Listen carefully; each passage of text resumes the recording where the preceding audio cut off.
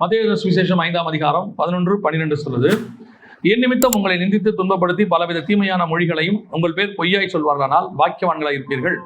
சந்தோஷப்பட்டு களி கூறுங்கள், பரலோகத்திலே உங்கள் பலன் மிகுதியாயிருக்கும். உங்களுக்கு முன்னிருந்த தீர்க்கதரிசிகளையும் அப்படியே துன்பப்படுத்தினார்களே.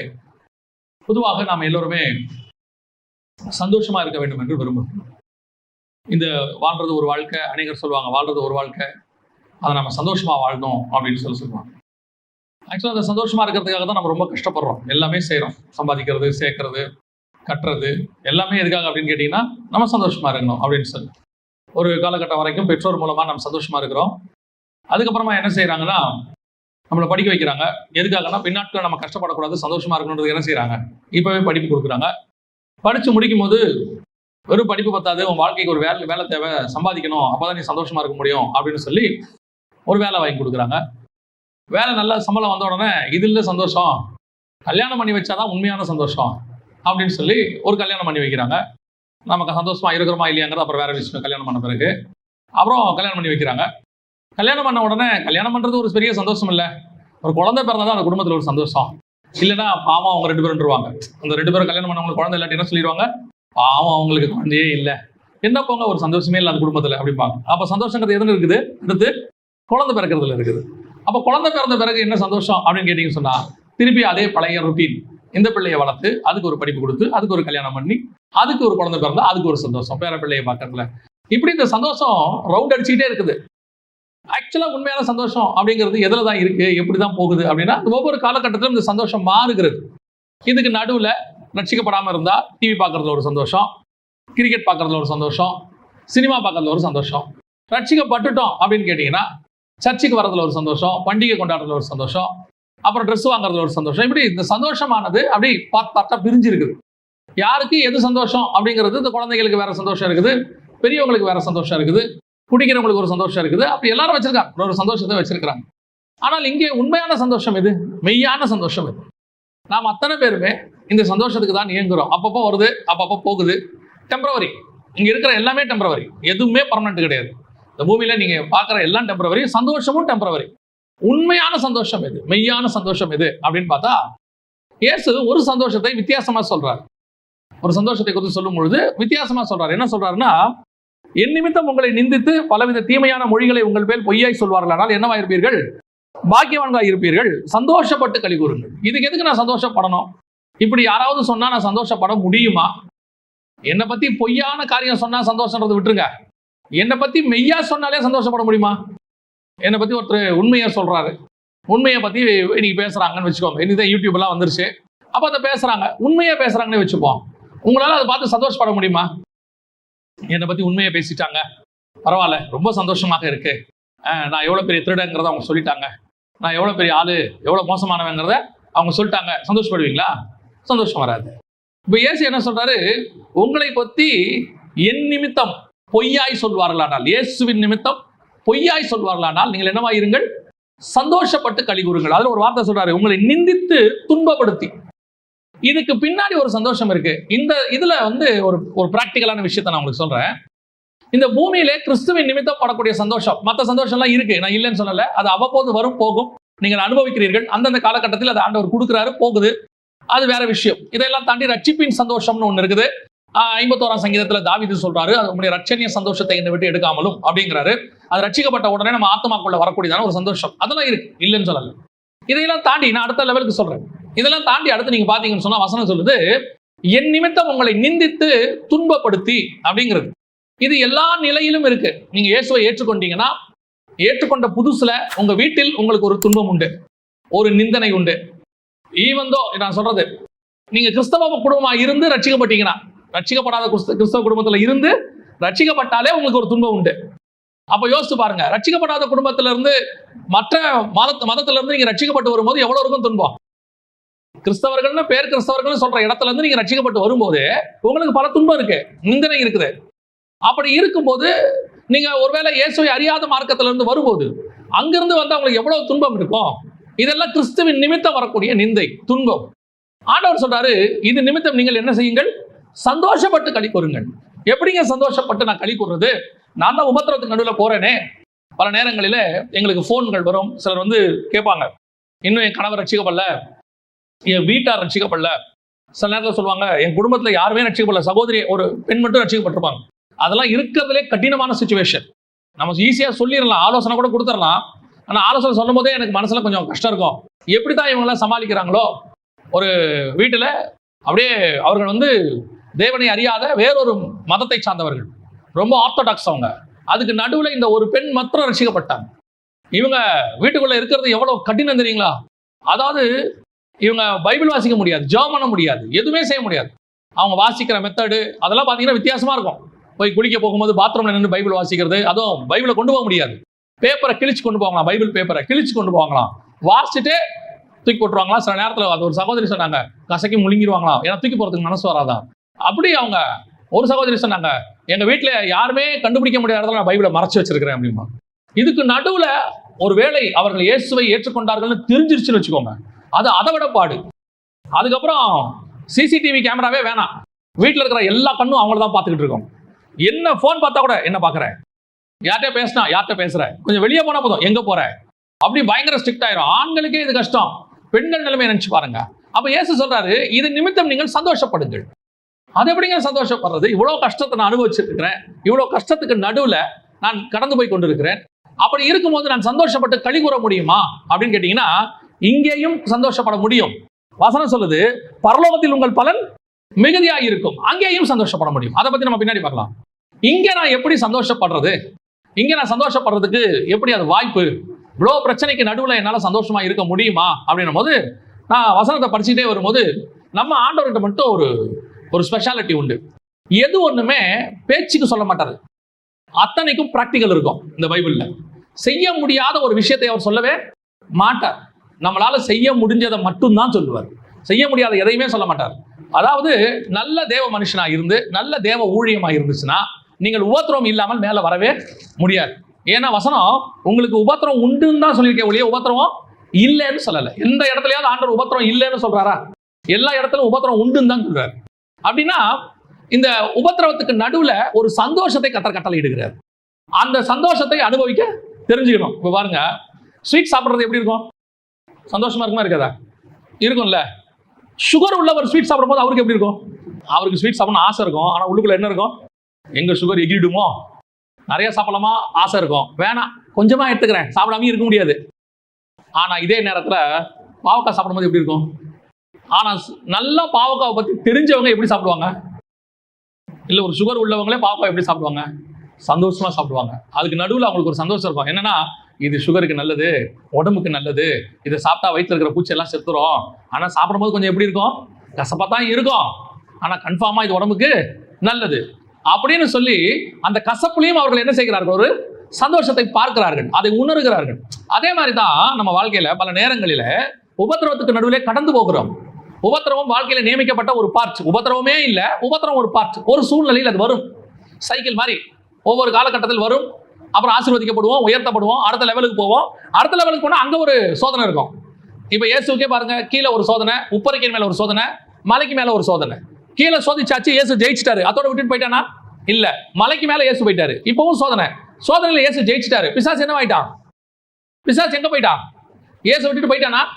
வசனம் சொல்லுது, சில காலம் விலகி இருந்தான், கொஞ்ச நாள் தான், திருப்பி வருவான். அதுதான் ப்ரொசீஜர், அப்படிதான் இருக்கு பைபிள்ல. அப்ப நமக்கு இந்த உபத்திரம் வரும்போதெல்லாம் அதுக்கு நடுவில் ஒரு சந்தோஷம் உண்டு. அந்த சந்தோஷத்தை நாம் எப்படி உணர்கிறோம், அதை எப்படி அனுபவிக்கிறோங்கிறதா முக்கியம். இயேசு சொல்றாரு, உங்களை நிந்தித்து துன்பப்படுத்துவார்கள், நீங்கள் சந்தோஷப்பட்டு களி கூறுங்கள். அப்ப இந்த நான் ஏற்கனவே சொன்ன மாதிரி இது பிராக்டிக்கல். இயேசு சொன்ன எல்லாத்துக்கும் பின்னாடியும் ஒரு பிராக்டிக்கலான விஷயத்தை சொல்லி வச்சிருக்கிறார். ஏதோ நம்ம செய்ய முடியாத விஷயத்தை ஆண்டவர் பேசிட்டு போல சிலர் சொல்லிடுவாங்க, செய்ய முடியாது. ஆனா இயேசு சொன்ன அத்தனை விஷயமும், இந்த பைபிள் இருக்கிற அத்தனை விஷயமும் செய்யக்கூடியது, செய்ய முடியாததே கிடையாது. இப்ப நீங்க கவனிங்க, இந்த அப்போஸ்தலர்கள், அதாவது இயேசு கிறிஸ்துவுக்கு அப்புறம் அப்போஸ்தலர்கள் ஊழியத்தை தொடங்குகிறார். ஊழியத்தை தொடங்கும் போது அவர்கள் உபத்திரவத்துக்கு நடுவில் தான் அதை செய்யறாங்க. இயேசு கிறிஸ்துவுக்கு அப்புறம் பூமியில உபத்திரவமே கிடையாது. இயேசு எல்லாவற்றையும் சுமந்து தீர்த்து விட்டார், நாம் உபத்திரவப்பட வேண்டியது அவசியம் இல்லை அப்படின்னு சொன்னா, இயேசுக்கு அப்புறம் ஏன் இவ்வளவு அப்போஸ்தலர்கள் உபத்திரவப்பட்டு சபையை ஸ்தாபிக்கணும் இல்லையா? அப்ப என்ன இருக்குது? கண்டிப்பா உபத்திரவம் இருக்கு. ஆனால் அந்த உபத்திரவத்துக்கு நடுவுல அவர்கள் எப்படி சந்தோஷமாக இருந்தாங்க? இப்ப இயேசு சொன்னார்ல, உங்களை நிந்தித்து துன்பப்படுத்துவார்கள், நீங்களும் சந்தோஷப்பட்டு களி கூறுங்கள். எப்படி இருந்தாங்க? அதை தான் நாம இப்போ பார்க்க போறோம். வாசிங்க அப்போஸ்தலர் நடபடிகள் 5ஆம் அதிகாரம் 41வது வசனத்தை வாசிங்க. அவருடைய நாமத்துக்காக தாங்கள் அவமானப்படுவதற்கு பாத்திரராக எண்ணப்பட்டபடியினால் நல்ல கவனிங்க, எப்படி புறப்பட்டு போனாங்க? சந்தோஷமாய் புறப்பட்டு போனாங்க. அந்த 5ஆம் அதிகாரத்துல நடக்கிற சம்பவத்தை கவனிச்சு பாருங்க.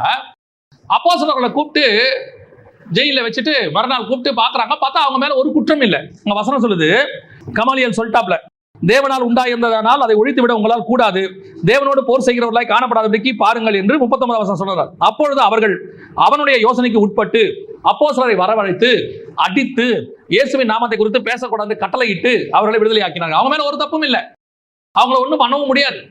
இப்ப தெரிஞ்சு போச்சு. தெரிஞ்சு போன உடனே இப்ப என்ன பண்றாங்க? சும்மா விடுதலை ஆக்கணும், சும்மா ஆக்காம என்ன பண்றாங்க? 2 அடி அடிச்சு விடுதலை ஆக்குறாங்க. போலீஸ்காரங்க சில நேரத்தில் சொல்லுவாங்க, பார்த்துருக்கீங்களா? அப்படியே கும்பலா இருந்தா எதுக்கு அடிக்கிறாங்கல்ல, ஒரு லத்தியை ஓங்கி ஒரு அடி அடிப்பாங்க, கும்பல் கலைஞ்சிரும். அப்ப அடி வாங்குறவர் என்ன தப்பு பண்ணாரா? இல்ல, அங்க கும்பல் கூட கூடாது, சும்மா 2 தட்டு தட்டுனா சரியா போயிடும்பாங்க. அந்த மாதிரி அப்போஸ்தலரை கூப்பிட்டு 2 அடி அடிச்சு, ஒரு தப்பும் இல்லை, அவங்க மேல குற்றம் இல்லை, எதுவும் இல்லை. கமாலியல் சொல்லிட்டாப்ல ரிலீஸ் பண்ணி விடுங்க அப்படின்னு. ரிலீஸ் பண்ணும்போது சும்மா ரிலீஸ் பண்ணல, என்ன பண்றாங்க? 2 தட்டு தட்டி அனுப்பி ரிலீஸ் பண்றாங்க. இப்ப நம்மளா தான் என்ன பண்ணுவோம்? இப்ப எதுக்கு என்ன அடிச்சிங்க? நான் என்ன தப்பு பண்ணேன்? எதுக்காக என்ன அடிச்சிங்க அப்படின்னு கேட்போம். சில நேரங்களில் நம்ம ரோட்ல போயிட்டே இருப்போம், ஆட்டோக்காரர் அவர் தப்பா வருவாரு, வந்துட்டு நம்மள ஒரு திட்டிட்டு போவாரு, பார்க்க மாட்டியா அப்படிம்பாரு. அப்படி சொன்னா கூட பரவாயில்ல, கூட 2 வார்த்தையெல்லாம் சேர்த்து திட்டுவார். இப்ப நாம நார்மல் பர்சன் நம்மளா இருந்தா டக்குன்னு இறங்கிடுவோம் கீழே. இப்ப எதுக்கு இந்த வார்த்தை பேசினேன், இப்ப நீ எதுக்கு திட்ட என்ன அப்படின்னு சொல்லி இறங்குவோம். அந்த நேரத்துல ஒன்றும் பேசாம அப்படியே அமைதியா போறோம் அப்படின்னா முடியுமா? அப்ப நம்ம வந்து வீட்டுல புலம்புவோம், நான் சும்மா தான் போயிருந்தேன், ஒரு ஆள் வந்து என்ன திட்டான், நான் ரட்சிக்கப்பட்டோம், ஒன்றும் பேச முடியல, அவன் கெட்ட வார்த்தை பேசுறான், நானே பழைய ஆளா இருந்தா நேரம் போட்டு சாத்தியிருப்பேன். இதெல்லாம் நம்ம வீட்டுல வந்து புலம்புறது. வீட்டுல வந்து சொல்லுவோம், இயேசுநாதரை நம்மளை அமைதி ஆக்கிட்டாரு, எவ்வளவோ மாத்திட்டாரு. அதாவது உள்ளான மனுஷன் இன்னும் ஒழியல, ஒளிந்து கொண்டான், மறைஞ்சிருக்கிறான் எங்கேயோ, அவன் போது எட்டி பார்ப்பான். சோ இப்ப அவன் திட்டிட்டு போயிட்டான், நமக்கு மனசு கேட்கல வாத. அந்த மாதிரிதான் அப்போஸ்தலரை அடிச்சு அனுப்புறாங்க. ஆனா அவர்கள் அதை எப்படி எடுத்துக்கொண்டார்கள் அப்படின்னா வசனம் சொல்லுது, அவருடைய நாமத்துக்காக தாங்கள் அவமானப்படுவதற்கு பாத்திரராய் எண்ணப்பட்டபடியினால். ஊழியத்துக்காக என்ன தெரிஞ்சுக்கிட்டாருன்றது ஒரு சந்தோஷம், ரட்சிக்கப்பட்டு என்ன கர்த்தர் அவருடைய பிள்ளையா தெரிஞ்சுக்கிட்டாருங்கிறது ஒரு சந்தோஷம், ஊழியத்துல ஆண்டவர் எனக்கு விசேஷத்தை gift கொடுத்திருக்கிறாரு அது ஒரு சந்தோஷம். இதெல்லாம் தெரிந்து கொள்ளுதல், எனக்கு ஒரு வேலை கிடைச்சிருச்சு சந்தோஷம், நல்ல மாப்பிள்ளை பொண்ணு கிடைச்சிருச்சு ஒரு சந்தோஷம், இதெல்லாம் ஒரு சந்தோஷம். ஆனா இவங்க எதுக்காக எந்த செலக்ஷனுக்கு சந்தோஷப்பட்டாங்களா தெரியுமா? கர்த்தருக்காக அவமானப்படுவதற்கு பரலோகம் நம்மள என்ன பண்ணிருக்குது? செலக்ட் பண்ணி இருக்குதாம். அப்படின்னா என்ன அர்த்தம்? எல்லாருமே அவமானப்பட முடியாது, அந்த தகுதி ஆண்டவர் யாருக்கும் கொடுக்கல. எல்லாரும் அவமானப்படுறதுக்கு ஆண்டவர் தகுதி கொடுக்கல. அவமானப்படுறதுக்கு கூட ஒரு குவாலிஃபிகேஷன் வேணும், அவமானப்படுறதுக்கு ஒரு எலிஜிபிலிட்டி வேணும். அவங்க சொல்றாங்க, நாங்க அவமானப்படுறதுக்கு பரலோகம் எங்களை தெரிந்து கொண்டது. ஏன் உங்களுக்கு உபத்திரவம் தெரியுமா? ஏன் நீங்கள் அவமானப்படுகிறீர்கள் தெரியுமா?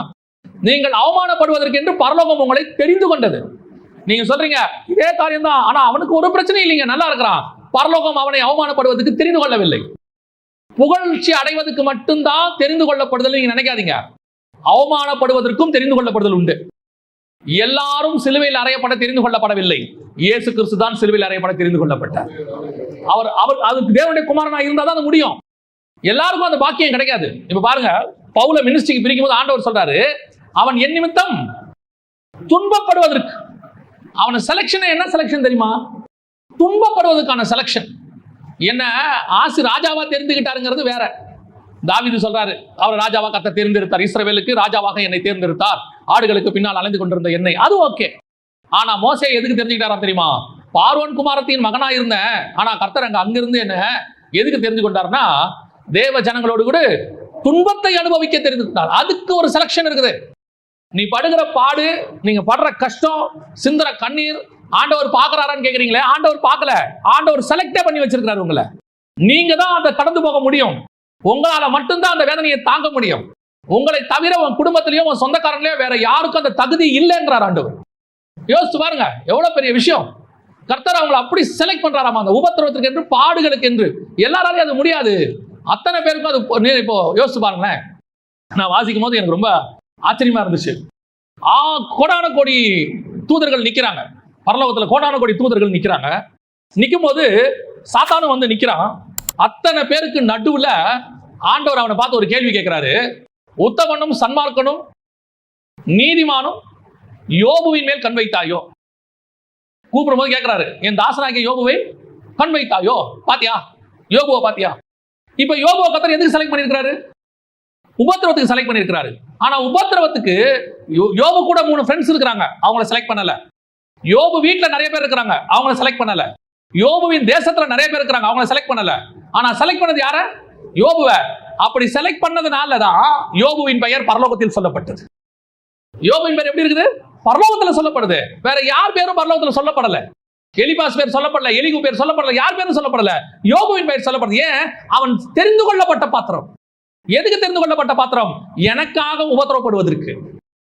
கர்த்தர் நம்ம எல்லாருமே என்ன நினைக்கிறோம்? ஆசீர்வாதமா இருக்கிறதுக்கு தான் கர்த்தர் தெரிஞ்சுக்கிட்டாருன்னு நம்ம நினைக்கிறோம். ஆனா ஆண்டவர் சொல்றாரு, இந்த பூமியில எனக்காக நிந்தையை பாடு அனுபவிக்கிறதுக்கு நான் உன்னை தெரிந்து கொண்டேன். எவ்வளவு பெரிய ஸ்லாக்கியமா ஆண்டவர் சொல்றாரு. அதுக்கு கீழே சந்தோஷப்பட்டு களி கூறுங்கள். ஏன்? எப்படி ராஜாவா இருக்கிறதுக்கு ஒருத்தரை செலக்ட் பண்றனோ அதே மாதிரி எனக்காக பாடு அனுபவிக்கிறதுக்கு ஒருத்தரை செலக்ட் பண்ணிருக்கிறேன். அந்த சான்ஸ் யாருக்கும் கிடைக்காது, இந்த சான்ஸ் யாருக்கும் கிடைக்காது. அது எப்படி யூனிக்கோ இதுவும் யூனிக். எல்லாராலையும் சகிக்க முடியாது, உன்னால் சகிக்க முடியும் என்று தெரிந்துதான் கர்த்தர் செலக்ட் பண்ணியிருக்கிறார். மற்றவங்கிட்ட கொடுத்தா இந்த பாடம் கடந்து போக மாட்டான். சிலர்லாம் நான் பார்த்துக்கிறேன், ஊழியத்தின் பாதையில ஒரு சிலர்கிட்ட கர்த்தர் பணப்பைய கையில கொடுப்பார். பணப்பைய கொடுப்பார். எதுக்கு தெரியுமா? அவன் பணப்பையில வீக்கானவங்கிறதுக்காக இல்ல, அந்த பணப்பைய அவன் ஜெயிச்சுட்டானா அவனுக்கு கர்த்தர் மேலான ஆசீர்வாதத்தை வச்சிருக்கிறார். அவன் அதை கிராஸ் பண்ண, அதுதான் அவனுக்கு சோதனை. இப்போ யூதாஸ் கையில பணப்பைய கொடுத்துட்டாரு. இப்போ இயேசுக்கு வர காணிக்கை எல்லாம் யாருக்கிட்ட தான் இருக்குது?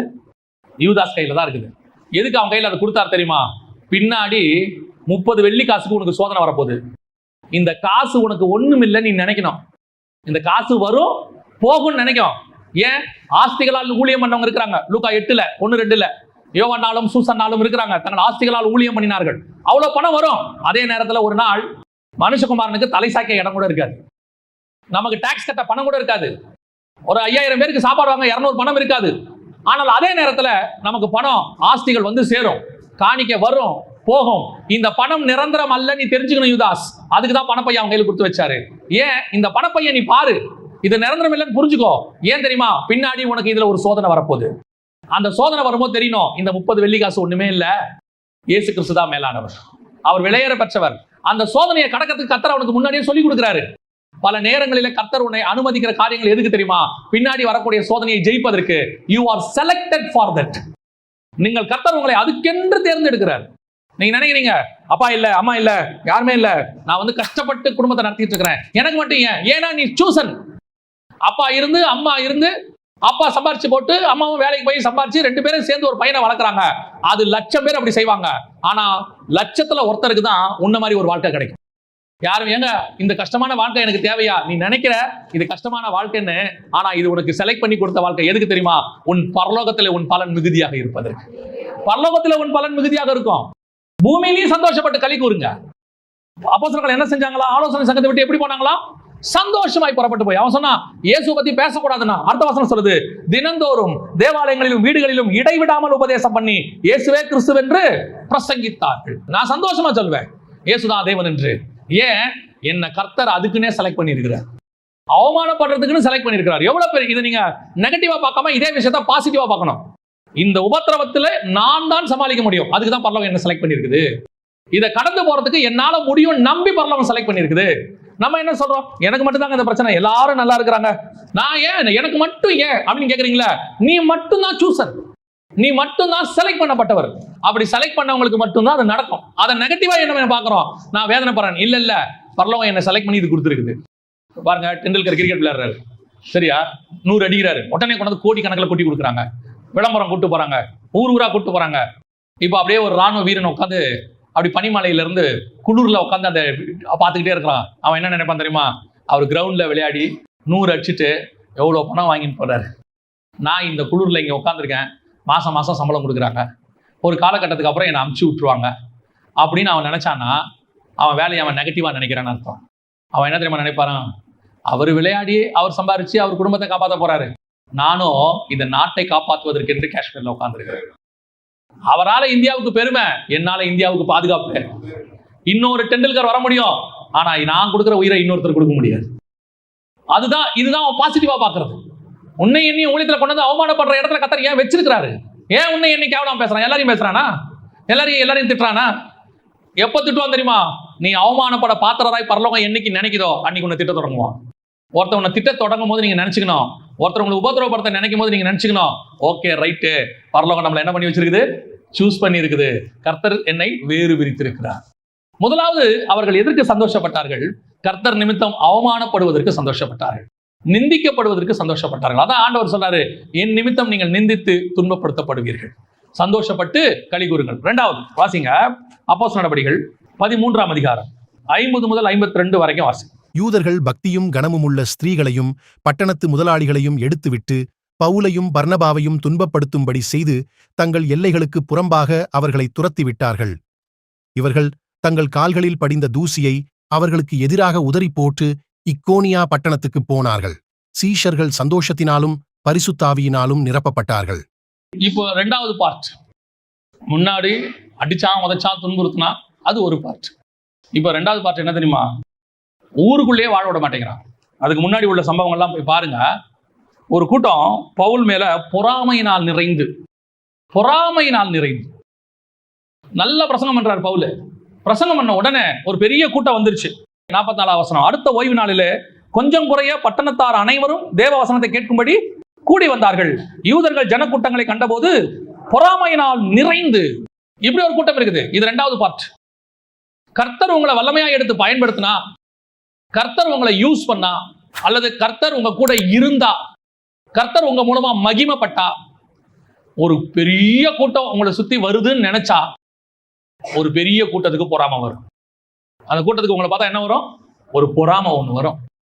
என்னடா இவன் திடீர்னு இப்படி மேல வந்துட்டான், இவன் அழிஞ்சிருவான்னு பார்த்தோம் மேல வந்துட்டான், ஒளிஞ்சிருவான்னு பார்த்தோம் மேல வந்துட்டான், இவன் இல்லாம போயிடுவான்னு பார்த்தோம் மேல வந்துட்டான். இந்த பொறாமப்படுற கூட்டம் ஒண்ணு இருக்கு எனக்கு. ஆனா இந்த பொறாமப்படுற கூட்டத்தை பார்த்தோன்னே ஆரம்பத்துல எனக்கும் ரொம்ப கஷ்டமா இருக்கும். ஏதாவது சொல்லுவாங்க, பொறாமப்படுவாங்க. நான் நினைப்பேன், நம்ம வேலையை செய்யறோம், எதுக்காக நம்ம மேலே இவங்க பொறாமப்படுறாங்கன்னு. அப்புறமா தான் எனக்கு தெரிஞ்சிச்சு, அவன் பொறாமப்படுறதுல நமக்கு ஒரு சந்தோஷம் இருக்குது. என்ன சந்தோஷம் தெரியுமா? பொறாமை பட பட பட கர்த்தர் நம்மளை உயர்த்திக்கிட்டே போவார். முன்னாடி இருந்ததை விட கூட்டம் 2 மடங்கு ஆயிடும். முன்னாடி இருந்ததை விட கர்த்தர் உங்களை ஆசீர்வதிக்க தொடங்கிடுவார். இவன் வேணாம்பா, கர்த்தர் வேற டோரை திறந்துருவார். அங்க வசனம் சொல்லுது பாருங்க, 48ஆம் வசனம், புறஜாதியார் அதை கேட்டு சந்தோஷப்பட்டு கர்த்தருடைய வசனத்தை மகிமைப்படுத்தினார்கள். இது ரெண்டாவது. இப்போ ஒரு கூட்டம் போச்சு, இன்னொரு கூட்டம் வந்துருச்சு. யூதர்கள் விரட்டுறான், புறஜாதியார் ஏத்துக்கிறான். இந்த பக்கம் துரத்தி விடுறாங்க, அந்த பக்கம் ஏத்துக்கொள்றாங்க. கர்த்தர் ஒரு பக்கம் உனக்கு பக்கத்துல இருக்கக்கூடிய டோரை மனுஷன் அடைச்சானா, கர்த்தர் இன்னொரு பக்கத்துல உனக்கு என்ற ஒரு கதவை திறந்து வச்சிருப்பார். அதுதான் கர்த்தர் உங்களுக்கு எனக்கு வைக்கிறது. பல நேரத்துல நம்ம இதை மறந்துடுறோம். என்ன நினைக்கிறோம்? என்ன விரட்டுறாங்க, ஊழியம் பண்ண விட மாட்டேங்கிறாங்க, என்ன சந்தோஷமா இருக்க விட மாட்டேங்கிறாங்க, என்ன நிம்மதியா வாழ விட மாட்டாங்க. நான் ஒன்றும் செய்யலையே, நான் நல்லா தானே இருக்கிறேன். எஸ், நம்ம கரெக்டா தான் இருக்கிறோம். இவங்களால கோலியாத்தை ஜெயிக்க முடியல. வந்து தாவீது ஜெயிச்சு கொடுத்துட்டான், கோலியாத்தை செத்துட்டான். இப்ப நியாயமா தாவீதை பார்த்து என்ன செய்யணும்? எல்லாரும் பாராட்டணும். தாவீது, நாங்கெல்லாம் பயந்து ஒளிஞ்சிருந்தோம், நீ ஒரு ஆள் வந்து தைரியமா ஜெயிச்சுட்ட அப்படின்னு. ஆனா சவுலுக்கு தாவீதை பார்த்தா என்ன வருது? பொறாமை வருது. ஏன் திடீர்னு பொறாமை? என்னாலதான் முடியல, என்னால முடியாததை ஒருத்தன் செய்யறான். நீங்க பாருங்க, ஆபீஸ்ல எல்லாரும் ஏதாவது ஒரு மேனேஜரோ பெரியவளோ ஒரு வேலை சொல்லுவார். எல்லாரும் முடிச்சுக்கிட்டு இருப்பாங்க. நாம திடீர்னு அந்த சொல்யூஷன் ஒன்று சொல்லிடுவோம், இல்ல நாம திடீர்னு ஒரு அதுக்கான விடையை கண்டுபிடிச்சிருவோம். அவர் ஓகேப்பா அப்படின்னு தட்டு கொடுத்துட்டு பாராட்டிட்டு போயிடுவார். டோட்டல் ஆபீஸே அகைன்ஸ்டா மாறிடும். ஏன்? உனக்கு மட்டும்தான் தெரியுமா? நீ மட்டும்தானா? நம்ம என்ன பண்ணோம்? கேட்ட கேள்விக்கு உங்க யாருக்கும் என்ன தெரியல, பதில் தெரியல. நாங்க என்ன பண்ணோம்? பதில் சொன்னோம். இதுல என்ன இருக்குது? ஏன் உங்களுக்கு பொறாமை? அவனால முடியல, நம்ம செஞ்சிட்டோம், பொறாமை வந்துருச்சு. ராஜாவுக்கு சொப்பனம் வருது, ராஜாவுக்கு சந்தேகம் வருது. இதையெல்லாம் உங்களால தீர்க்க முடியல, ஒருத்தன் தீர்க்கிறான். கர்த்தர் அவங்க கூட இருக்கிறாரு, தீர்த்து வைக்கிறாரு. இப்போ இவனுங்களுக்கு கோபம் யார் மேல வருது? தானியேல் மேல வருது. இவன் மட்டும் நான் எல்லாத்துக்கும் பதில் சொல்லிட்டு இருக்கிறான், இவன் மட்டும் ஏன் எல்லாத்துக்கும் ராஜாவுக்கு உடனே போறான்? ஏன் ராஜா இவனை மட்டும் நேசிக்கிறார்? என்ன செய்யலாம்? எப்படியாவது இவனை தூக்கி சிங்க கபில போடுவோம். பொறாமை. அப்படி ஒரு சிச்சுவேஷன் ஒன்று உங்க லைஃப்ல வரும். நீங்கள் நல்லது செய்யும் போது நீங்கள் தீங்கு அனுபவிக்க தொடங்குவீர்கள். நீங்கள் உண்மையா இருக்கும் போது கஷ்டப்பட தொடங்குவீர்கள். நீங்க நல்லதை செஞ்ச உடனே உங்க ஒரு குரூப் உங்களுக்கு அகைன்ஸ்டா மாறிடும். ஒண்ணு இல்லைங்க, இது ஊழியத்துல கூட இருக்குங்க. ஊழியத்துல கர்த்தர் உங்களை பயன்படுத்தினார்னா ஒரு பெரிய கூட்டத்துக்கு உங்களை பார்த்து கோவம் வரும். யாராவது உங்களை பாராட்டிட்டாங்கன்னா அவங்களுக்கு பொறுக்காது. உங்ககிட்ட 10 நல்ல காரியம் இருக்கும், ஒன்னு ஏதோ மிஸ்டேக்கா பேசி இருப்பீங்க. இங்க வந்து இயேசுநாதரை தவிர மிஸ்டேக் இல்லாம வேற யாராலையும் பேசவே முடியாது. நல்லா தெரிஞ்சுக்கொள்ளுங்க. ஊழியத்தின் பாதையில இயேசுநாதர் மட்டும்தான் பர்ஃபெக்டா பேசுறவர். மிச்சம் அத்தனை பேர்கிட்ட என்ன இருக்கும்? மிஸ்டேக்ஸ் இருக்க வாய்ப்பு இருக்குது. ஆனா என்ன பண்ணுவான் தெரியுமா? நீ செய்யற 10 நல்ல மெசேஜ் எடுக்க மாட்டான். நீங்க எங்கேயாவது வாய் தவறி ஒரு மிஸ்டேக் பண்ணிருப்பீங்க, அதை புடிச்சுப்பான். பாத்தீங்களா எவ்வளவு தப்பா பேசியிருக்காரு பாத்தீங்களா அப்படிம்பா. ஏன் தெரியுமா? எதனா அப்படி சொன்னான் தெரியுமா? உன் மேல அவன் பொறாமப்பட ஆரம்பிச்சிட்டான்னு அர்த்தம். உன் மேல அவனுக்கு ஆத்திரம் வர தொடங்கிருச்சு. என்னடா இவன் மேல போயிட்டே இருக்கிறானே, இவ்வளவு தூரம் ஆத்திரம். இதுதான் நீங்கள் சந்தோஷப்பட வேண்டிய 2வது தருணம். ஏங்க சந்தோஷப்படணும்? அவன் தான் பொறாமப்படுறான், நம்ம மேல கோவப்படுறான், நம்மளை பத்தி போட்டு கொடுக்குறான், சிங்கக்கவியில தூக்கி போடணும்னு நினைக்கிறான், நம்மளை ஏதாவது செய்யணும்னு நினைக்கிறான். நான் ஏன் சந்தோஷப்படணும்? அவன் பொறாமப்படும் போது நீ சந்தோஷப்பட்டு களி கூறுங்கள். உங்கள் மேல் பொய்யாய் சொன்னால் நீங்க என்ன பண்ணுங்க? சந்தோஷப்பட்டு களி கூறுங்கள். ஏன் களி கூறுங்கள்? வசனம் சொல்லுது, சீஷர்கள் சந்தோஷத்தினாலும் பரிசுத்த ஆவியினாலும் நிரப்பப்பட்டார்கள். ஏன்? உன்னை ஒருத்த பொறாமப்பட்டு நீ ஒழியணும்னு நினைக்க ஆரம்பிச்சுட்டா கர்த்தர் உன்னை உயர்த்த தொடங்கிட்டார்னு அர்த்தம். கர்த்தர் உன்னை உயர்த்த தொடங்கின தான் அவனுக்கு பொறாமையே வருது. நீ கொஞ்சம் நல்லா பாடு, உன் மேல பொறாமை வந்துடும். நீங்க ஒண்ணு வீட்டுல நீங்க கொஞ்சம் நல்லா சமைச்சு பாருங்க, கூட இருக்கிற இன்னொரு ஆளுக்கு பொறாமை வந்துடும். என்ன இவங்க தான் ரொம்ப நல்லா சமைக்கிற மாதிரி. என்ன காரணம்? நீங்க நல்லது செய்ய தொடங்கிட்டீங்கன்னு அர்த்தம். பரலோகம் உங்களை பார்க்க தொடங்கிருச்சுன்னு அர்த்தம். நாம நல்லது செய்து தீங்கு அனுபவிக்கிறோம்னா நம்ம மேல ஒரு குரூப் பொறாமப்பட ஆரம்பிக்குது, பரலோகம் நம்மளை ஆசீர்வதிக்க தொடங்கிருச்சுன்னு அர்த்தம்.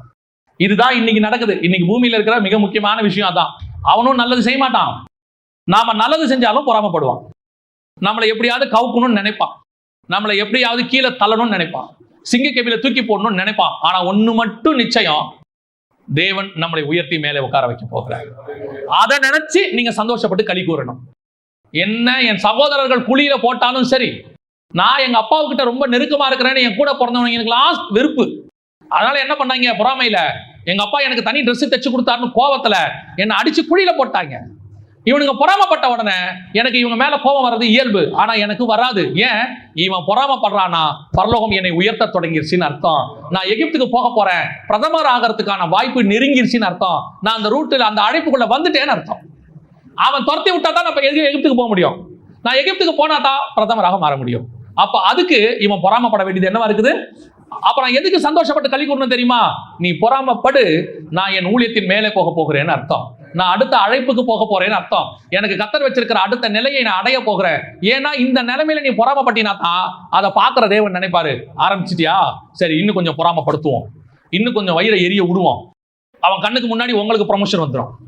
அவன் நினைப்பான், என்னடா இவன் ப்ரொமோஷன் மேல ப்ரொமோஷன் வாங்குறான், எதுக்கு நம்ம போய் மேனேஜர் கிட்ட போட்டு கொடுப்போமா, சான்ஸ் கிடைக்குமான்னு பார்த்துக்கிட்டே இருப்பான். ஒரு நாள் அவன் ஆபீஸ்க்கு வந்து பார்த்தா நீங்களே மேனேஜரா இருப்பீங்க. இவனை ஒழிச்சு கட்டலான்னு பார்த்தா இவன் மேல வந்துட்டே இருக்கிறானே. ஆமா, நீ பொறாம பட பட தேவன் அவனை உயர்த்துவார். தாவீது வர வர பலத்தான் கர்த்தர் பலப்படுத்தி கொண்டே போவார். இதை நினைச்சுதான் நீங்க என்ன பண்ணணும்? சந்தோஷப்படணும். சில நேரம் ஒரு ஊழியக்காரர் எனக்கு சொல்லி கொடுத்தார். உபத்திரவப்படுத்தும் போது ஒரு சிலர்லாம் சேர்ந்து உபத்திரவப்படுத்தினாங்க. அதாவது சில காரியங்கள் பேசினாங்க. அப்போ அந்த ஊழியக்காரர் என்கிட்ட சொன்னார், நல்ல வயசான ஊழியக்காரா, 70 வயசுக்கு மேல உள்ளவர். அவர் என்கிட்ட ஒரு வார்த்தை சொன்னார், பிரதர் அவங்க பேசினா சந்தோஷப்படுங்க பிரதர் அப்படின்னாரு.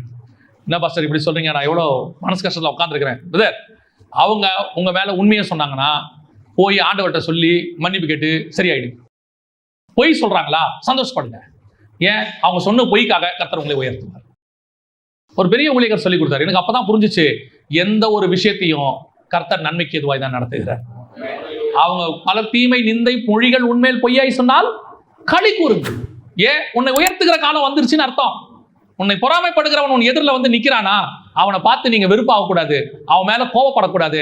நம்மளை உயர்த்துறதுக்கு கர்த்தர் யூஸ் பண்ற டூல் வந்து நின்றுச்சுன்னு அர்த்தம். நாம உயர்த்தப்படுறதுக்கு வாய் கட்டின சிங்கத்தை கர்த்தர் கொண்டாந்துட்டாருன்னு அர்த்தம். இந்த சிங்கக்கவி கிட்ட போனா தான் நான் ராஜாவுக்கு பிரியமாய் மாற முடியும். சோ இதை நான் ரெடி பண்ணணும். இது என் வாழ்க்கையில ஒரு பார்ட். பொறாமப்படுறான் வருவான், திட்டுவான், கத்துவான், எல்லாம் செய்வான். நான் மட்டும் அப்படியே பார்த்துக்கிட்டே நிக்கணும். ஏன்? இவ்வளோ நாள் ஆயிருக்கு நீ என்னை உயர்த்த வர்றதுக்கு, எங்க போயிருந்த இத்தனை நாள் நினைச்சுக்கணும். ஓ நீ இப்பதான் வந்திருக்கிறியா, நீ வந்தா தானே நான் மேல போக முடியும், ஏன் இவ்வளவு லேட்டா வந்த அப்படின்னு நினைச்சுக்கணும். மனசுல சந்தோஷப்பட்டு என்ன செய்யுங்கள்? களி கூறுங்கள். ஏன்? என்னுடைய அடுத்த உயர்வு வரப்போகுதுன்னு அர்த்தம். அப்போஸ்தலர்களுக்கு நல்லா தெரிஞ்சிருச்சு. அவன் சொல்றான், இப்ப என்ன பண்ண போறேன்? பொறாமப்பட்டு உன்னை ஊரை விட்டு விரட்ட போறேன். நான் என்ன பண்ண போறேன் தெரியுமா? நீ என்ன பண்ண போற? அந்த வசனம் வாசிங்க, 51 வாசிங்க. இவர்கள் தங்கள் கால்களில் படிந்த தூசியை அவர்களுக்கு எதிராக உதறி போட்டு இக்கோனியா பட்டணத்துக்கு போனார்கள். என்ன பண்ண போற? துரத்த போற? நீ என்ன துரத்தது? நானே போறேன். ஏன்? நீ பொறாமப்பட்டல, இப்ப எப்படி உயர்றன்னு மட்டும் நீ பாரு. வசனம் சொல்லுது, சந்தோஷத்தினாலும் பரிசுத்த ஆவியினாலும் நிரப்பப்பட்டார்கள். அதான் அவன் என்ன நம்மள விரட்டுறது. ஒண்ணு மட்டும் மனசுல வச்சுக்கொள்ளுங்க, உங்களையும் என்னையும் விரட்டவோ துரத்தவோ சரியா எதுவுமே கர்த்தர் எவங்கிட்டயும் அனுமதி கொடுக்கல. கர்த்தருடைய கரத்தில் நாம் இருக்கிறோம். கர்த்தர் சொல்லாம எதுவும் நடக்கவே நடக்காது. ஒருத்தன் நம்மளை விரட்ட வரான், துரத்த வரான், இப்ப இருக்கக்கூடாது காலி பண்ணுங்கிறானா, கர்த்தர் ஒண்ணு நம்மளை உயர்த்த போறாருன்னு அர்த்தம், இல்ல அவனை ரட்சிக்க போறாருன்னு அர்த்தம். ரெண்டுல ஏதாவது ஒண்ணு நடக்க போகுதுன்னு அர்த்தம். உங்களை என்னையும் வீம்பா பேசி அதை பண்ணி இதை பண்ணி நீ உடனே இங்க இருக்கக்கூடாது, அடுத்த ஒரு வாரம் தான் அவனுக்கு டைம் அப்படின்பா. அந்த ஒரு வாரம் தான் அவனுக்கு டைம் ரட்சிக்கப்படுறதுக்கு. அவனுக்கு அந்த ஒரு வாரம் டைம் இல்லையா, அடுத்த ஒரு வாரத்துல நாம் உயர்த்தப்படுகிற காலம் வருகிறது. ஒரு நாளும் கர்த்தர் யார் கையிலையும் உங்களை எண்ணியும் கொடுக்கறது இல்லை. ஏன் தெரியுமா? நீங்களும் நானும் விசேஷித்தவர்கள், அவரால் அபிஷேகம் பண்ணப்பட்டவர்கள், வேறு பிரிக்கப்பட்டவர்கள். இன்னொருத்த கையில கண்டிப்பா என்ன செய்ய மாட்டாரு, கொடுக்க மாட்டாரு. அந்த உயர்த்துகிற நேரம் அது ஒரு வாரம். அவன் சொல்ற டைமே அவனுக்கு. ஏசபேல் சொன்னாங்க, நாளைக்கு இந்நேரம் தலை வாங்கப்படும். தலை இருந்துச்சா இல்லையா? எலியா கிட்ட இருந்துச்சா இல்லையா? தலை அங்கேதான் இருந்துச்சு, ஒன்னும் ஆகல. எலியாவை கொல்லுவேன்னு சொன்னவன் செத்து போனான். எலியா கடைசி வரைக்கும் சாகவே இல்லை. அவ்வளவுதான். அவங்க சொல்லுவாங்க, அந்த டைமை கர்த்தர் அவங்களுக்கு ஃபிக்ஸ் பண்ணுவார். நம்மளையோ கர்த்தர் உயர்த்தி மேலே கொண்டு போக போறார். அல்லேலூயா. இன்னும் ஒரு காரியம், அப்போஸ்தலர்கள் எதற்கு சந்தோஷப்பட்டாங்க வாசிங்க. அப்போஸ்தலர்கள் 20ஆம் அதிகாரம் 24வது வசனத்தை வாசிங்க. ஆகிலும் அவைகளில் ஒன்றையும் குறித்து கவலைப்படேன், என் பிராணனையும் நான் அருமையாக எண்ணேன். என் ஓட்டத்தை சந்தோஷத்தோடே முடிக்கவும் தேவனுடைய கிருபையின் சுவிசேஷத்தை பிரசங்கம் பண்ணும்படிக்கு நான் கர்த்தராகிய இயேசுவினிடத்தில் பெற்ற ஊழியத்தை நிறைவேற்றவுமே விரும்புகிறேன். இதான் ஃபைனல். ஒண்ணு அவன் அவமானப்படுத்துவான், நிந்திப்பான், எல்லாம் செய்வான். 2 அடிப்பான், உதப்பான், துரத்துவான். இது 2 நான் 2 விஷயத்திலையும் சந்தோஷப்பட்டுருவேன். அவன் சொல்றான், 2 விஷயத்திலும் நான் சந்தோஷப்படுறேன். நீங்க என்ன வேணா பண்ணிட்டு போங்க, நான் சந்தோஷமா தான் இருப்பேன். ஏன், இது 2த்துக்கு பின்னாடி எனக்கு என்ன ஆசீர்வாதம் இருக்குன்னு எனக்கு தெரியும். ஆனா இது அது எல்லாத்த விட எக்ஸ்ட்ரீம் லெவல். அவன் சொல்றான், நான் ஒன்றையும் குறித்து கவலைப்படேன், என் பிராணனையும் அருமையாக எண்ணேன், என் ஓட்டத்தை சந்தோஷத்தோடு கூட முடிக்கவும். எத்தனை பேருக்கு ஓட்டத்தை முடிக்க சந்தோஷமா இருக்கீங்க? அவன் சொல்றான், என் ஓட்டத்தை நான் எப்படி முடிக்க விரும்புகிறேன்? சந்தோஷத்தோடு கூட முடிக்க விரும்புகிறேன். புதிய ஏற்பாட்டில் இருக்கிறதுலயே எக்ஸ்ட்ரீம் சந்தோஷம் என்ன தெரியுமா? பூமியை விட்டு கடந்து போகுது. யாருக்குமே அது புரியவே மாட்டேங்குது. இப்ப இந்த பழைய ஏற்பாட்டினுடைய நியாயப்பிரமாண உபதேசத்தை வைத்துக்கொண்டு புதிய ஏற்பாட்டில் அவர்கள் இந்த ஜீவனை வேற மாதிரி பார்க்கறாங்க. நான் சொல்றது உங்களுக்கு புரியும் நினைக்கிறேன், கவனிங்க. பழைய ஏற்பாட்டில் எப்ப மரிச்சாலும் அவங்க பாதாளத்துக்கு போக வேண்டி இருந்தது. காரணம் என்னன்னா, இயேசு மரணத்தை ஜெயமாய் விழுங்கவில்லை. அவர் மரணத்தை ஜெயமாய் விழுங்கினாதான் எங்க போக முடியும்? பரதீசிக்கு போக முடியும். அது வரைக்கும் அவங்க எங்க தான் போனோம்? பாதாளத்துக்கு தான் போனோம். ஆனா என்ன, அந்த பாதாளத்துல 2 இடம் இருக்கு, தாழ்ந்த பாதாளம், மேல் பாதாளம்னு. இந்த இவங்களுக்கு எல்லாம் மேல் பாதாளம் இருந்துச்சு. தாழ்ந்த பாதாளத்துக்கு போக வேண்டாம். ஆனா மேல் பாதாளமும் பரதேசி மாதிரி கிடையாது. மேல் பாதாளத்துல உட்கார்ந்து ஆபிரகாம் இருந்தாருன்னா, தாழ்ந்த பாதாளத்துல இருந்து ஐஸ்வர்யவான் பேசிக்கிட்டு இருப்பான். ஆபிரகாமே, என் தகப்பனே தண்ணி கூட, தொண்டை வரட்டுது, லாசரை விட்டு ஒரு சொட்டு தண்ணி கொடுங்களேன் கேட்டுக்கிட்டு இருப்பான். சோ இது அவங்க காதுல என்ன செய்யும்? விழுந்துகிட்டே இருக்கும். இப்ப தாவீதுக்கு அப்சலோமுடைய சத்தம் விழும். இப்போ அதே மாதிரி யார் யாரெல்லாம் துன்மார்க்கமா மரிச்சானோ அவன் சத்தம்லாம் அங்க மேல இருக்கிற சொந்தக்காரனுக்கு விழும். மேல் பாதாளத்துக்கும் தாழ்ந்த பாதாளத்துக்கும் வித்தியாசம். அவனுக்கு உபத்திரவம் இல்லை, ஆனா அவனுக்கு இது என்னது? ஒரு விதமான வேதனை. ஆனா பரதீசில அது கிடையாது. அது ஆவிகள் இளைப்பாறுகிற இடம், ரெஸ்ட் இன் பீஸ் அப்படின்னு நம்ம சொல்றோம். சோ அதனால பழைய ஏற்பாட்டு பரிசுத்தவான்கள் பூமியில எவ்வளவு காலம் இருக்கிறோமோ அது ஆசீர்வாதமா நினைச்சாங்க. ஏன்னா பாதாளத்தை விட எது பெஸ்ட் பிளேஸ்? பூமி பெஸ்ட் பிளேஸ். அதனாலதான் நீடித்த ஆயுசை ஒரு ஆசீர்வாதமா சொல்லப்பட்டது. 969 வருஷம், 930 வருஷம், 950 வருஷம், அதுக்கப்புறம் 400 வருஷம், 250 வருஷம், 120, 127, இப்படி ஒவ்வொருத்தருக்கு. சாரா 127, மோசே 120, ஆபிரகாம் 175. அவங்க இங்க இருக்கிறது ஒரு ஆசீர்வாதமா இருந்துச்சு. அதனால வசனம் சொல்லுவோம், பூரண வயது உள்ளவனாய் அப்படின்னு. ஆனா புதிய ஏற்பாட்டை பொறுத்த வரைக்கும் இப்ப நமக்கு பரதீசி ஓபன் ஆயிருச்சு. கர்த்தர் பாரடைஸ் என்ன பண்ணி வச்சுட்டாரு? ஓபன் பண்ணிட்டாரு. அப்ப நம்ம இங்கிருந்து எவ்வளவு சீக்கிரம் அங்க போறோமோ அதான் நம்மளுடைய டார்கெட். பூமியை விட எது பெருசு? எது ஆசீர்வாதம்? பரதேசி ஆசீர்வாதம். ஏன்னா பாதாளத்தில் இருக்கிற வேதனை, மேல் பாதாளத்தில் இருக்கிற வேதனை பூமியில கிடையாது. ஆனால் பூமியில் இருக்கிற வீழ்ச்சி, விழுந்து போறதுக்கு பூமியில வாய்ப்பு இருக்குது. அந்த வீழ்ச்சி எங்க கிடையாது? பரதேசில கிடையாது. அப்ப நம்ம மேக்சிமம் எவ்வளவு சீக்கிரம் அங்க போகணுமோ அதை வாஞ்சிக்கணும். அதனாலதான் பவுல் சொல்றாரு, நான் தேகத்தை விட்டு பிரிந்து போவதற்கு ஆசைப்படுகிறேன். நான் இருக்கிறது உங்களுக்கு பிரயோஜனமா இருக்கும், அதனால இருக்கிறேன். போகணும்னு ஆசைப்படுறாங்க. இப்ப பாருங்க, புதிய ஏற்பாட்டுல நீடித்த ஆயுசு ஆசீர்வாதமா இருக்கணும்னா இயேசு கிறிஸ்து எத்தனை வயசுல மரித்து போனாரு? 33. அப்ப இன்னைக்கு நம்ம சொன்னோம்னா, ஆக்சுவலா கணக்கு படி சொன்னோம்னா அல்பாயுசு. சின்ன வயசுலயே செத்து போயிட்டாருங்க. கல்யாணம் கண்ணி கூட பண்ணல, 33 வயசுக்குள்ள செத்து போயிட்டாங்க. நல்ல பையன், நல்லா தான் திடகத்திரமா தான் இருந்தான், அநியாயமா கொண்டு விட்டாங்க. இன்னைக்கு நம்ம அப்படிதான் சொல்லுவோம். ஸ்தேவானை என்ன சொல்லுவோம்? ஸ்தேவான் மரிச்சது, ரத்த சாட்சியம் மரிச்சதுக்கு என்ன சொல்லுவோம்? சின்ன பையன் நல்லா வந்தான், இப்பதான் ஆவிக்குரிய வாழ்க்கையில பெரிய ஆளா வருவான்னு நினைச்சா அதுக்குள்ளே கல்லெறிஞ்சு கொண்டுட்டாங்க. யாக்கோப என்ன பண்ணுவோம்? பட்டயத்துல கொலை செய்யப்பட்டார், ஏரோது பண்ணா. அப்ப நம்ம என்ன சொல்லுவோம்? அந்த மாதிரி ஆயிரக்கணக்கில் லட்சக்கணக்கில் ரத்த சாட்சிகள் மரிச்சிருக்கிறாங்க. சின்ன சின்ன பிள்ளையெல்லாம் செத்து போயிருக்கு. இப்ப இவங்களை எல்லாம் சொல்ல முடியுமா? அல்பாயுசுன்னு சொல்ல முடியுமா? இல்ல. இப்ப பொறுத்த வரைக்கும் மரணம் நமக்கு ஆசீர்வாதம். மரணம் புதிய ஏற்பாட்டில் எப்படி இருக்குது? ஆசீர்வாதமா இருக்குது. என்ன ஆசீர்வாதம்? நான் இந்த ஓட்டத்தை முடித்து சக்சஸ் பண்ணி நான் சந்தோஷமான தேசத்துக்கு போகிறேன். அங்க எனக்கு வீழ்ச்சி கிடையாது. அங்க போயிட்டேன்னா எனக்கு நித்தியம் எனக்கு கிடைச்சிடும். அப்ப எவ்வளவு சீக்கிரம் நான் பூமியில இருந்து அங்க போறனோ அதுதான் எனக்கு ஆசீர்வாதம். அப்ப இங்க இருக்கிற என் ஓட்டத்தை முடிக்கிறதுக்கு நான் என்ன செய்யணும்? வாஞ்சிக்கணும், சீக்கிரம் முடிக்கணும், சீக்கிரம் முடிக்கணும். முடிச்சு எனக்கு கொடுக்கப்பட்ட வேலையை முடிச்சாச்சுன்னா என்ன பண்ணிடுவேன்? அங்க போயிடுவேன். புதிய ஏற்பாட்டை பொறுத்த வரைக்கும் விசுவாசிகளுக்கு நான் சொல்றேன், ரட்சிக்கப்பட்டு சபைக்குள்ள வருகிறவர்களுக்கு நான் சொல்றேன், இங்கே கர்த்தர் புதிய ஏற்பாட்டுல திருமணம், குழந்தை, பேரப்பிள்ளை இது எதையுமே என்ன செய்யல? ஆசீர்வாதமா சொல்லல. நியூ டெஸ்ட்மெண்ட்ல சிலர் சொல்லுவாங்க, ஆபிரகாமின் ஆசீர்வாதங்கள் எல்லாம் கிறிஸ்து இயேசுவுக்குள்ளாக ஆம் என்றும் ஆமென் என்றும் வருகிறது. ஆனா அவர் என்ன சொல்றாரு தெரியுமா? கலாத்தியர்ல அதை எழுதும் போது எதை பத்தி சொல்றாருன்னு பாருங்க. கலாத்தியர்கள் 3ஆம் அதிகாரம் 14வது வசனத்தை வாசி. ஆபிரகாமுக்கு உண்டான ஆசீர்வாதம் கிறிஸ்து இயேசுவினால் புறஜாதிகளுக்கு வரும்படியாகவும் ஆவியை குறித்து சொல்லப்பட்ட வாக்குத்தத்தத்தை நாம் விசுவாசத்தினாலே பெறும்படியாகவும் இப்படியாயிற்று. அப்ப எதை பத்தி எழுதியிருக்கிறாரு? பரிசுத்த ஆவியினுடைய வாக்குத்தத்தத்தை குறித்தும் ஆபிரகாமால் உண்டாகக்கூடியதான இயேசு கிறிஸ்துவின் ஆசீர்வாதத்தை குறித்து எழுதுறாரு. எது ஆபிரகாமுக்கு ஆசீர்வாதமாய் கொடுக்கப்பட்டது? வானத்தையும் பூமியும் உண்டாக்கின தேவனிடத்துல வந்த மெல்கிசேதேக்கு கொடுத்த அப்பமும் ரசமும். அந்த ஆசீர்வாதம் புறஜாதியாருக்கு வரும்படியாகவும் ஆவியை குறித்து சொல்லப்பட்ட வாக்கு தத்தத்தை நாம் விசுவாசத்தினாலே பெறும்படியாகவும் இப்படி ஆயிற்று. அவர் எதை பத்தி பேசல? நீடித்த ஆயுசு. அப்புறம் ஆபிரகாம் ஒரு குரூப் இப்படி அலையுது, ஆபிரகாமுக்கு ஆண்டவர் பூமியில ஆசீர்வாதத்தை கொடுத்திருக்கிறாரு, ஆபிரகாம் 3 கல்யாணம் பண்ணாருன்றான். கேத்தூரால், ஆகாரு, சாராடு 3 கல்யாணம் பண்ணாரு. அதனால ஆமா ஆபிரகாமுடைய ஆசீர்வாதங்கள் நமக்கு உண்டு. ஆண்டவர் மாம்சத்தை குறித்தே பேசல, பூமிக்குரிய ஆசீர்வாதத்தை குறித்தே பேசல. அவர் எதை குறித்து பேசுகிறார்? ஆவியை குறித்து பேசுகிறார். அவர் உடன்படிக்கையை குறித்து பேசுகிறார். தேவன் அங்கே எதை பத்தியும் பேசவில்லை. அதுவும் சந்ததியை பத்தி பேசும்போது அந்த சந்ததி கிறிஸ்துவே அப்படிங்கிறார். வாசிங்க, கீழே சொல்றாரு பாருங்க, 3ஆம் அதிகாரம் 16வது வசனம்.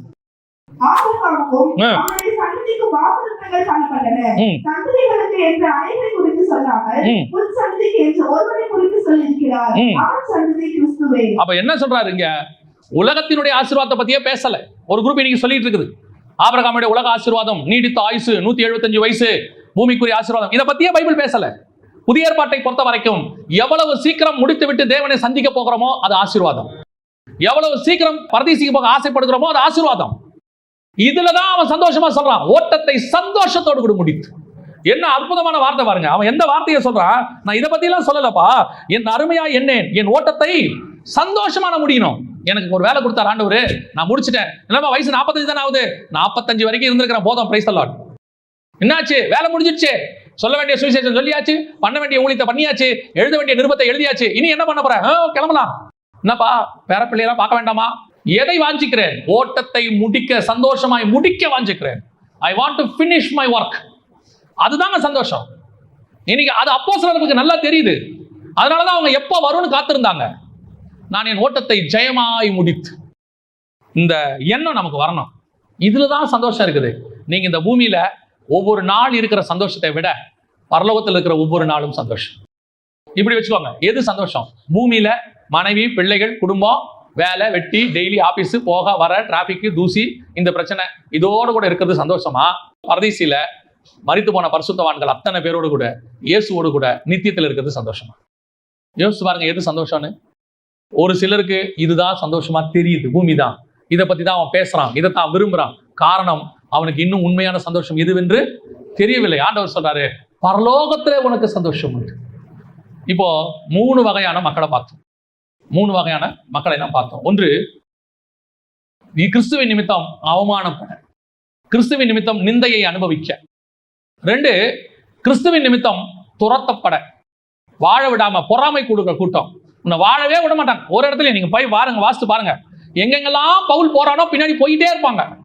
ஒரு இடத்துல கூட அவனை வாழ விட மாட்டாங்க, ஊழியம் பண்ண விடவே மாட்டாங்க.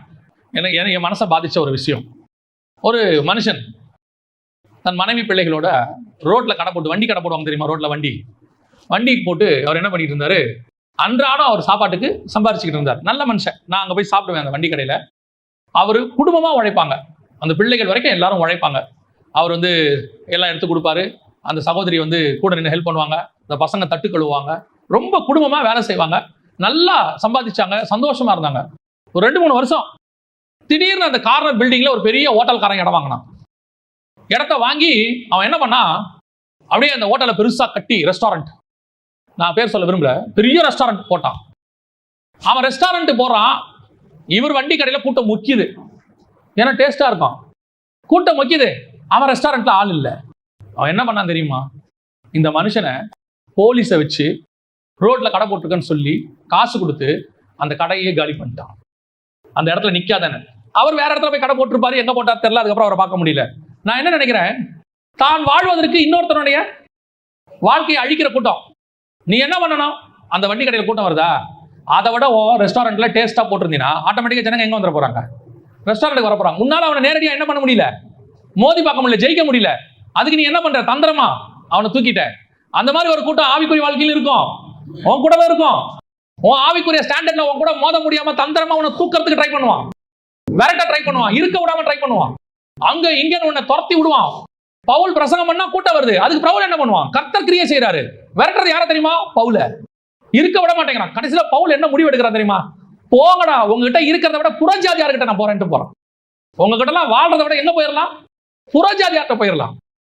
அப்படி உன்னை வாழ விடாத கூட்டம் ஒன்று இருக்கும், உன்னை வாழவே விட மாட்டான் ஒரு இடத்துலயும். ஆனா ஒண்ணு மட்டும் சந்தோஷப்படணும், நீ என்ன தெரியுமா, அந்த கூட்டத்தை கர்த்தர் ஒரு நாள் ஒழிப்பார், உன்னையோ கர்த்தர் உயர்த்தி கொண்டு வந்து மேலே உட்கார வைப்பார். இன்னைக்கு பவுல் இருக்கிறான், இன்னைக்கு பவுல் நிருபம் இருக்கு. விரட்டினவன் எங்க, விரட்டினவன் பேர் எங்க, ஒருத்தன் பேர் கூட இல்ல விரட்டினவன் பேரு. ஆனா விரட்டப்பட்ட பவுலுடைய பெயர் இந்த பைபிள்ல கடைசி வரைக்கும் இருக்கிறது. அதுதான் தேவனுடைய திட்டம். இந்த 2வது கூட்டம் விரட்டி நம்ம வாழ விடாம பண்ற கூட்டம். கடைசியாக அவன் சொல்றான், செத்தாலும் பரவாயில்ல விடுங்கடா, நான் சந்தோஷமா சாவுறேன், அவ்வளவுதானே, நான் சந்தோஷமா தான் சாவுறேன், நான் சாகிறதுல எனக்கு எந்த வேதனையும் இல்லைங்கிறான். அவன் சொல்றான், ஓட்டத்தை ஜெயமாய் முடித்து சந்தோஷமாய் முடித்து. சரி, இயேசு சொன்னாரு, அந்த வசனத்தை திருப்பி வாசிங்க, 5ஆம் அதிகாரம் 12வது வசனத்தை வாசிங்க. சந்தோஷப்பட்டு களி கூறுங்கள். எப்படி பலன் மிகுதியா இருக்குது? இல்ல, நீங்க சொன்னது கரெக்ட். என் நிமித்தம் நீங்கள் நிந்திக்கப்பட்டு துன்பப்படுத்தப்பட்டு அநேகரால் பகைக்கப்படுவீர்கள், அப்படியானால் நீங்கள் பாக்கியவான்கள், சந்தோஷப்பட்டு களி கூறுங்கள். ஏன், பூமியில நான் உங்களுக்கு என்ன செய்யறேங்கிறதெல்லாம் 2வது தான்ப்பா. இங்க உயர்த்துறேன், உங்களை வேற இடத்துல பயன்படுத்துறேன், நீங்க அவமானப்பட பாத்திரத்துக்கு செலக்ட் பண்ணீங்க, எல்லாம் ஓகே. யோபு பூமியில பாடுபட செலக்ட் பண்ணப்பட்டாரு, பரலோகத்துல அவர் பேர் சொல்லப்பட்டது, உண்மை. சரி, பரலோகத்துல உங்கள் பலன் மிகுதியாக இருக்கும். எப்படி இருக்கும்? வாசிங்க, அந்த வசனத்தை முடிக்கலாம் நாம. வெளிப்படுத்தின விசேஷம் 7ஆம் அதிகாரம் 14வது வசனத்துல இருந்து வாசிங்க. அவன் மிகுந்த உபத்திரவத்திலிருந்து வந்தவர்கள்,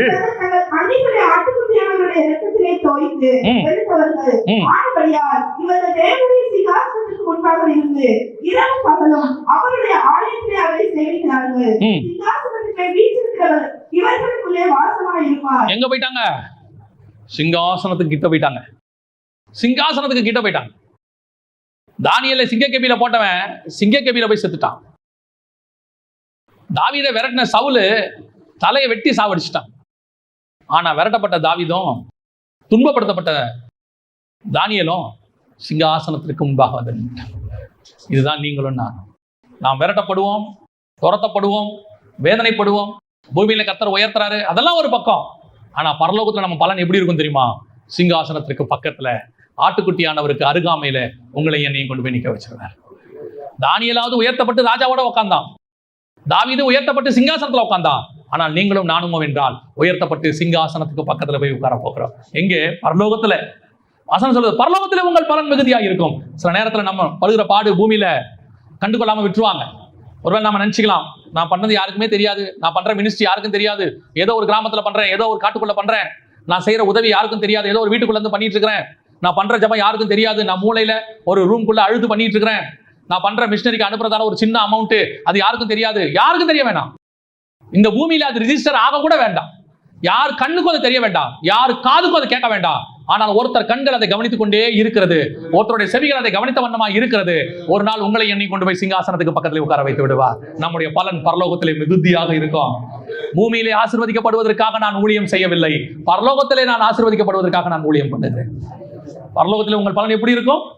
மிகுதியாக இருக்கும். வசனம் சொல்வது, இவர்கள் இனி பசி அடைவதும் இல்லை, தாகம் அடைவதும் இல்லை, வெயிலாவது உஷ்ணமாவது இவர்கள் மேல் படுவதும் இல்லை.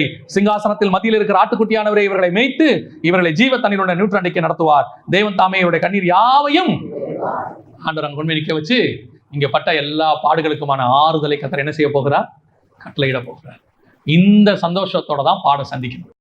ஏற்று சொன்னார்ல, நீங்கள் நிந்தித்து உங்களை உபத்திரவப்படுத்துவார்கள், நீங்கள் சந்தோஷப்பட்டு ஏன் களி கூறணும் தெரியுமா? என்ன பாட அனுபவிக்கிறியா? என்னை அவமானப்படுத்தியா? என்னை நீ கேவலப்படுத்திட்டு இருக்கியா? என்னை பத்தி நீ அசிங்கமா பேசிக்கிட்டு இருக்கிறியா? என்னை வாழ விடாம துரத்துறியா? என்னை ஒரு இடத்துல என்னை நிக்க விடாம பண்ணிட்டே இருக்கிறியா? என் வாழ்க்கையை நாசமாக்கணும் நீ நினைச்சுக்கிட்டே இருக்கியா? நான் இருக்கக்கூடாதுன்னு நீ முடிவெடுக்கிறியா? நீ எடு, நான் சந்தோஷம் தான் படுவேன். ஏன் தெரியுமா? நான் என் பலன் உனக்கிட்ட அல்ல, என் பலன் பரலோகத்தில் இருக்கிறது. நான் படுகிற பாடு, சிந்துகிற கண்ணீர், அடைகிற வேதனை, பட்ட அவமானம் அத்தனையும் பரலோகம் புக்கு போட்டு எழுதிட்டு இருக்குது. அத்தனையும் பரலோகம் புக்கு போட்டு எழுதுது. ஒரு லைன் கூட மிஸ் ஆகாது. உன்னை பேசின வார்த்தைகள்ல ஒன்ன கூட பரலோகத்தில் கீழே விட்டுற மாட்டார் ஆண்டவர். நீ சிந்துகிற கண்ணீர்ல ஒரு டிராப்ப கூட மிஸ் பண்ண விட மாட்டார். எல்லாத்தையும் துருத்தியில பிடிச்சி வச்சிருப்பாரு. என்னடா கேவலப்படுத்துறீங்க? படுத்துங்கடா, என்ன வேணா செய்யுங்கடா. விரட்டி விடுறீங்களா? எடுங்கடா. சொத்தை எடுத்துட்டு போறீங்களா? எடுத்துட்டு போங்கடா.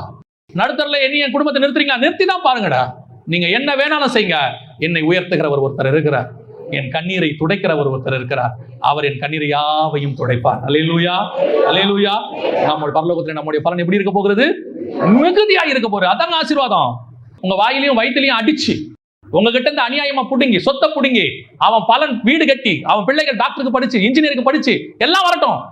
சில நேரத்தில் உனக்கு தோணும், என்ன ஏமாத்திட்டு அவன் நல்லா இருக்கிறானே, அவன் பலன் பரலோகத்துக்கு வராது, உன் பலனோ பரலோகத்துக்கு வரும்.